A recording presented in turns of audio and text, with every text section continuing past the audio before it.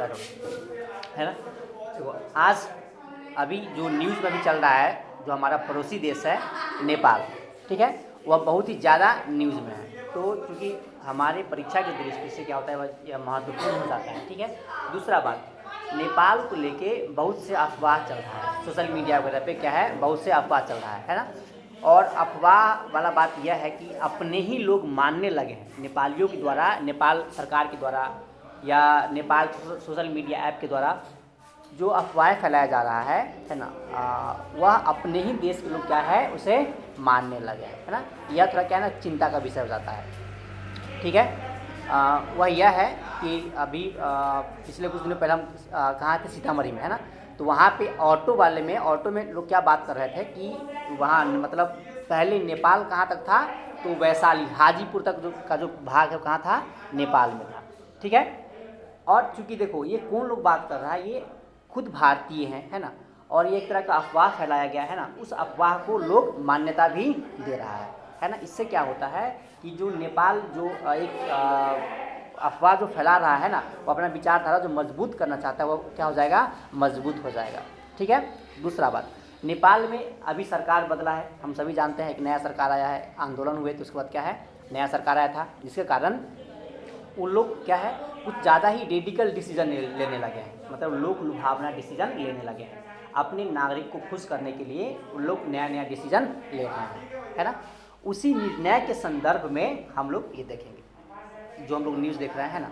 एक चूँकि हम नेपाल का इतिहास या जो कहानी नेपाल का है, हम लोग इसलिए बात कर रहे हैं क्योंकि पहले ना यह जानना पड़ेगा, क्योंकि नेपाल में एक राष्ट्रवाद निकल रहा है ना। राष्ट्रवाद का जो भावना है वह निकल के आ रहा है ना। वह भावना यह बताता है या इस बारे में बात करता है कि नेपाल सब दिन से एक संप्रभु राष्ट्र था, एक बड़ा सा राष्ट्र था, मतलब देश था, है ना। उसके बड़े से ज़मीन को किसने कब्जा कर लिया है, भारतीयों ने कब्जा कर लिया है, ठीक है। तो हम लोग वही समझेंगे, है ना, कि नेपाल असली में किसका था, नेपाल पे असली में किस देश का नियंत्रण था, हम सबसे पहले इस पर ध्यान देते हैं, ठीक है। अगर हम इतिहास देखते हैं, है ना, जो सबसे पहला भारत में अगर कोई सबसे बड़ा सम्राट होता है, हम लोग इतिहास में ही पढ़े थे कि जो मौर्य सम्राट, हम लोग इतिहास में जो पहला चैप्टर पढ़े थे उसमें पढ़े थे ना कि मौर्य सम्राट है जो इस देश का पहला सम्राट था, है ना, जिसे सम्राट की उपाधि प्राप्त था, ठीक है। तो मौर्य सम्राट का जब इतिहास हम देखते हैं तो हमें क्या पता चलता है कि जो नेपाल का है काठमांडू वाले भाग तक, जो आज नेपाल का हृदय कहा जाता है जिस क्षेत्र को काठमांडू, वह भी क्या किसका भाग था, भारतीय साम्राज्य का भाग था, मगध साम्राज्य का भाग था, मतलब क्या था, वह भारत का हिस्सा था, ठीक है। ये कब का बात है, लगभग 3री शताब्दी ईसा पूर्व का बात है ना। अब अगर इसका प्रमाण देखना हो तो आज भी अगर हम लुम्बिनी में जाएंगे तो हमें वहाँ पे क्या दिखता है, अशोक स्तंभ दिख जाता है, जहाँ पे महात्मा बुद्ध का जन्म स्थल है ना। उस जन्म स्थल के जो महल है, उसमें चूँकि वो महल अब खंडर हो चुका है ना, उस महल के जस्ट दीवार से सटे हुए एक स्तंभ है ना, वह स्तंभ किसका है, अशोक स्तंभ है, ठीक है। एक यह प्रमाण हुआ कि वह भारत का हिस्सा था, है ना। दूसरा प्रमाण यह है कि जब हम मौर्य इतिहास को पढ़ते हैं, मौर्य सम्राट के मौर्य साम्राज्य को पढ़ते हैं और खासकर अशोक के इतिहास को पढ़ते हैं, तो हमें क्या देखने को मिलता है कि अशोक ने काठमांडू घाटी में बहुत से स्तूप का निर्माण करवाया था, ठीक है। आप देखो स्तूप का निर्माण करवाए थे, है ना। तो स्तूप, चूँकि स्तूप क्या धार्मिक जगह हो गया, है ना, तो धार्मिक जगह का हम निर्माण कहाँ करवाएंगे, किस जगह पर करवाएंगे, जहाँ अपने क्षेत्र में करवाएंगे, किसी दूसरे क्षेत्र में करवाएंगे, अपने क्षेत्र में करवाएंगे, है ना। तो यह प्रमाण देता है कि वो अशोक ने क्या किया था, काठमांडू घाटी में एक बहुत से स्तंभ का निर्माण करवाया था, बहुत से स्तूप का निर्माण करवाया था, है ना। तो यह दो चीज़ क्या है, हमें प्रमाण देता है कि वह जो वर्तमान नेपाल है वह किसका भाग है, भारत का भाग है। एक तो यह हो गया। दूसरा क्या है, इसके बाद हम आते हैं, इसके बाद जो कोई बड़ा साम्राज्य बनता है भारत में वह गुप्ता साम्राज्य 4ठी शताब्दी में, ठीक है। तो उस जितने भी नेपाल के पूरे भाग है उसके बारे में गुप्ता साम्राज्य के हमें एक जगह है प्रयाग अभिलेख, ठीक है। पर जब हम प्रयाग अभिलेख को पढ़ते हैं तो गुप्ता साम्राज्य के राजा होते हैं, है ना। तो वह क्या बतलाता है कि समुद्रगुप्त ने इनसे जो वर्तमान नेपाल है वहाँ पे इनका सीधा नियंत्रण होता है, इसके अधीन होता है। और वो क्या करते हैं, वहाँ से टैक्स देते हैं। क्या करते हैं, टैक्स वहाँ से लेते रहते हैं। ठीक है, कहाँ से, नेपाल, वर्तमान नेपाल से, है ना।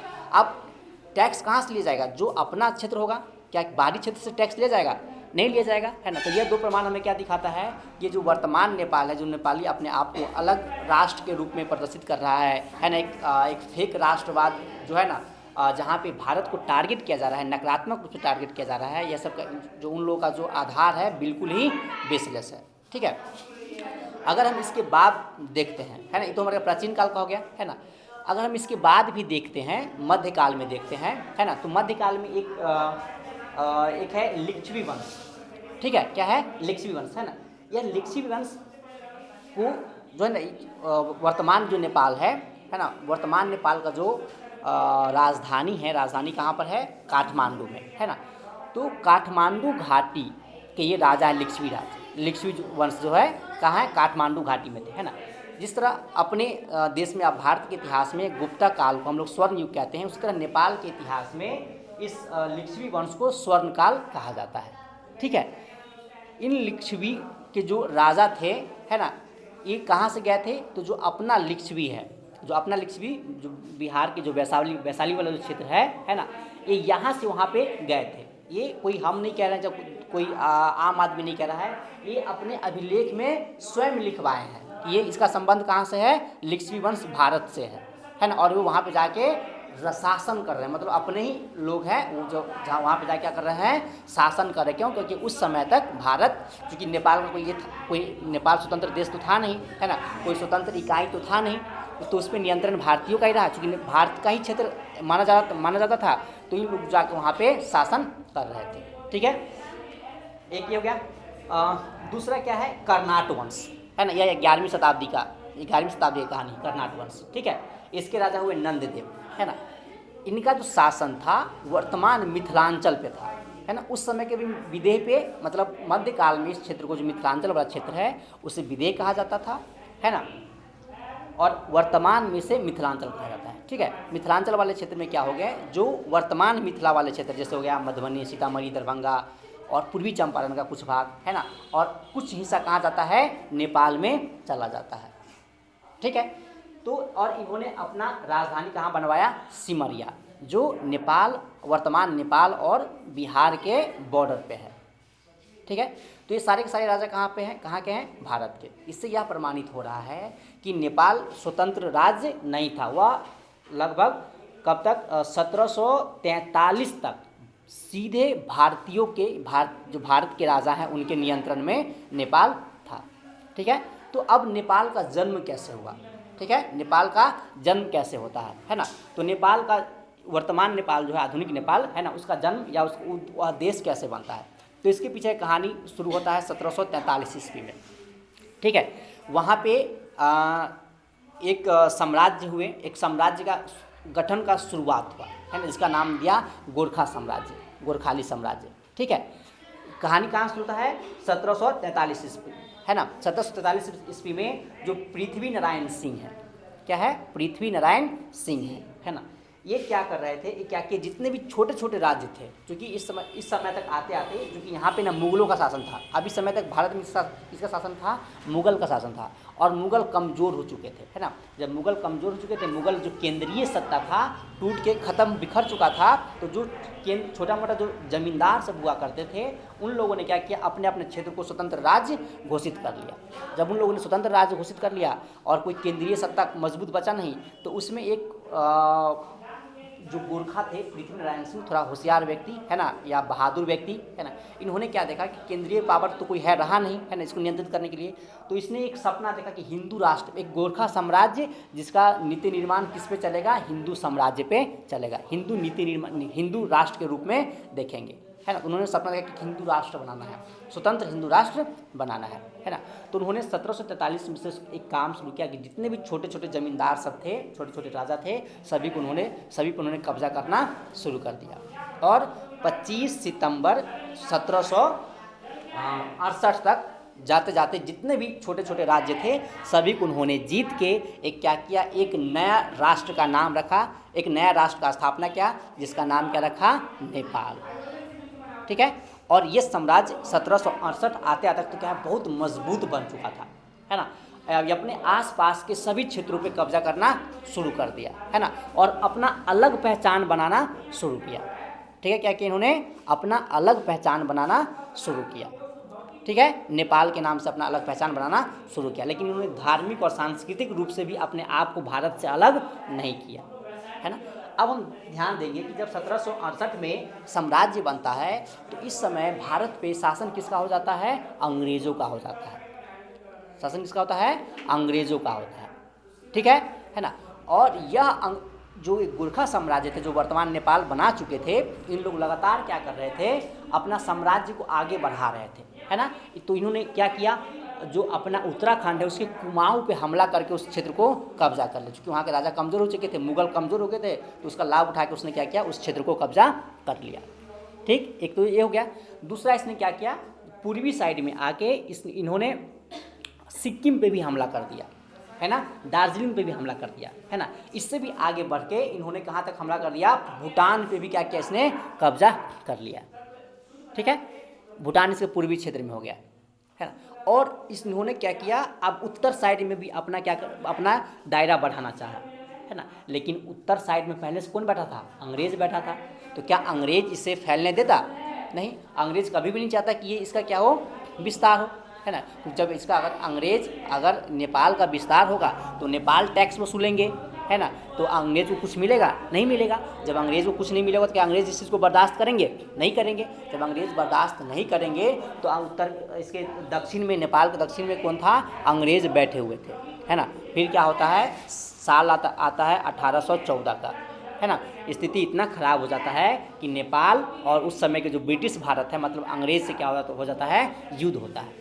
ठीक है, युद्ध में क्या होता है, युद्ध 2 साल चलता है, 1814 में शुरू होता है और 1816 तक युद्ध चलता है ना। इस युद्ध में नेपाली गोरखा साम्राज्य है, इसका बुरी तरीके से क्या होता है, हार होता है। ठीक है, क्या होता है, बहुत ही बुरी तरीके से नेपाल को, ये गोरखा साम्राज्य को अंग्रेज क्या करते हैं, हराते हैं। ठीक है ना।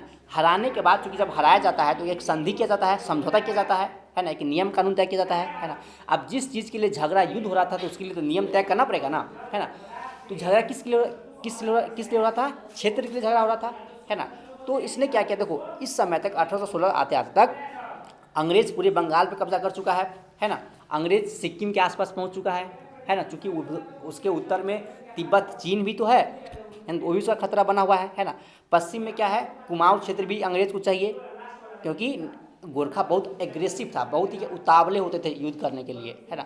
तो उसको नियंत्रण करने के लिए जितने भी महत्वपूर्ण क्षेत्र थे जिसने गोरखा ने भारतीय राजाओं से बाद में छीना था, उस सभी को अंग्रेज क्या करते हैं, वापस ले लेते हैं। संधि करते हैं 1816 में सुगौली में, ये सुगौली है पूर्वी चंपारण में, वहाँ पे बैठक होता है ना। अंग्रेज और गोरखा बैठते हैं और क्या करते हैं, संधि में जो मतलब बॉर्डर डिसाइड किया जाता है ना। नेपालियों से क्या ले लिया जाता है, जो कुमाऊं वाला क्षेत्र होता है उस ले लिया जाता है, जो दार्जिलिंग वाला क्षेत्र है वो ले लिया जाता है, सिक्किम से उसको हटना पड़ता है ना। और जो वर्तमान बॉर्डर है बिहार और नेपाल का, उसे तय किया जाता है ना। मतलब बोला जाता है कि कोसी से लेके गंडक के बीच में जो बॉर्डर है ना, इसका निर्धारण किया जाता है।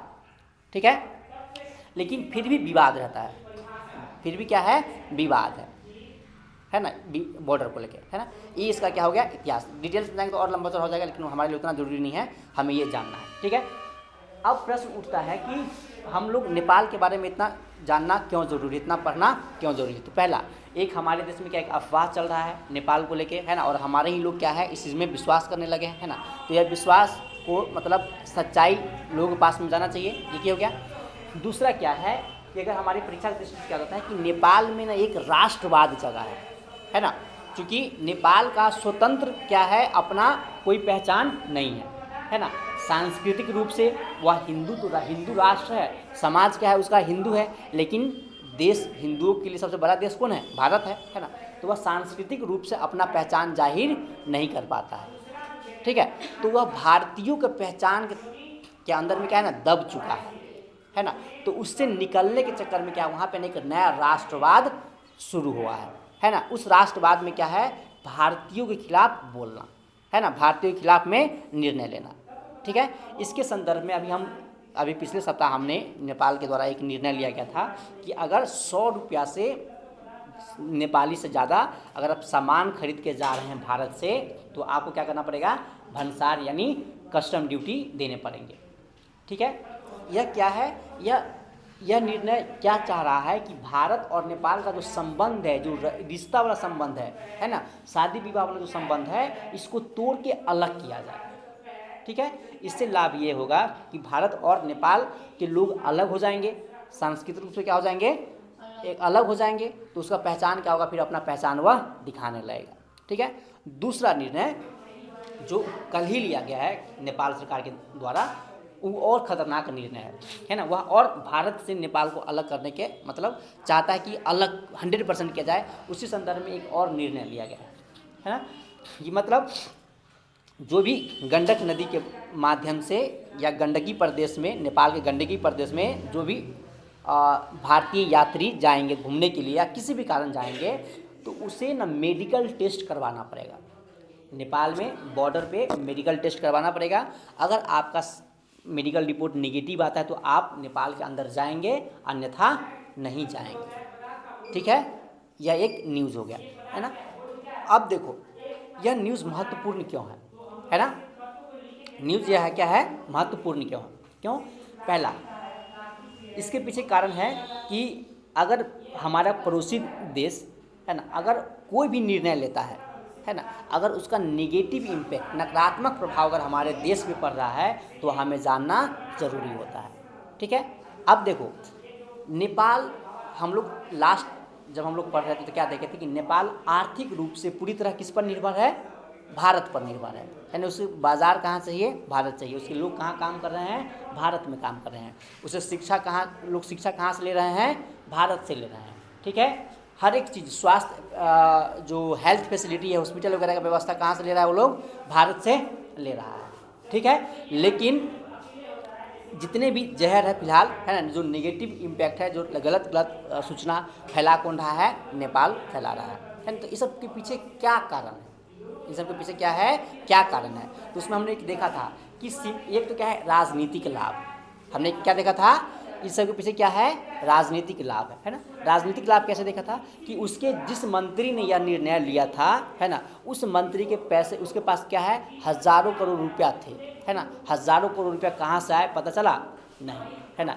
एक और मंत्री भ्रष्टाचार में, उसका एक और मंत्री थे दीपक शाह, है ना, वह मंत्री किसका शिकार हो गया, भ्रष्टाचार का शिकार हो गया, है ना। और सरकार किस पे बना था कि भ्रष्टाचार नहीं करेंगे।